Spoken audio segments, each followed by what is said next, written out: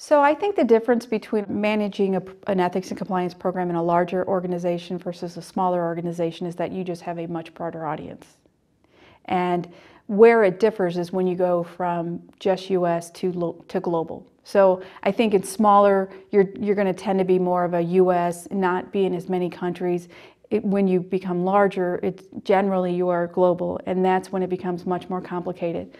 But the simplest way to address that complication is, again, you make sure that you have a code of conduct and that it's written at a very high level. It doesn't speak specifically to a Foreign Corrupt Practices Act or that law or the UK Bribery Act. Because in the meantime, you know, Brazil's changing their corruption law and Canada's changing theirs. It's that you basically prohibit bribery, you prohibit these things, you refer to global policy where you can, and then you direct them to local policy or processes.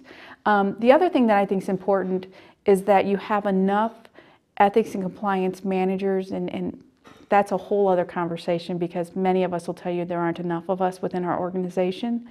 But for example, at Bunge, what I really like is that there's a senior manager in every region. So we have those boots on the ground. And then depending on how many employees we have or the number of cases we manage from the hotline, we have managers then reporting to the senior managers. I keep up to date on the laws and regulations, and as you know, it's a constant changing landscape by being involved in things like the ACFE and the SCCE, which is the Society of Corporate Compliance and Ethics. And you know, from those two organizations, as well as reading lots of materials, you know, subscribing to all kinds of blogs, etc. That's how I stay current. And the nice thing about the ACFE and the SCCE is when you're certified with either of those organizations, you have to have the continuing education, which I think is so important because many of us are falling into the field of ethics and compliance, and that to me, it retains the integrity of the profession. So how you deal with the different customs, you know, country customs, from an ethics and compliance perspective, it goes back even a little bit to the business.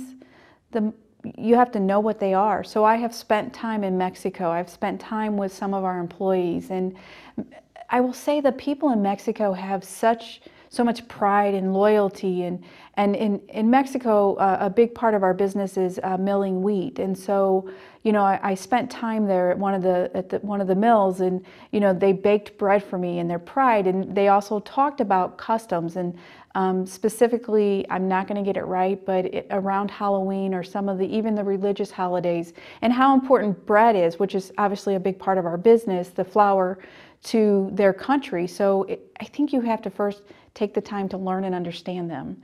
And then from there, you can recognize how you're going to implement your program. And so in Mexico, I recognize that loyalty and that pride.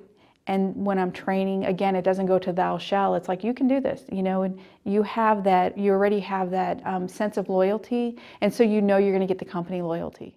One of the things I really strive for, and look, I'm a girl from the Midwest, and people in the Midwest tend to stay in the Midwest. But you cannot have a US-centric program. You have got to be open-minded and recognize that what's important to people in other countries is as important to them as what's important to you based on maybe some of the customs in your country. And so I think you have to keep an open mind. And if you can do that, and you don't become so US-centric, the employees will become much more engaged and receptive of whatever it is that you're trying to implement or ask of them.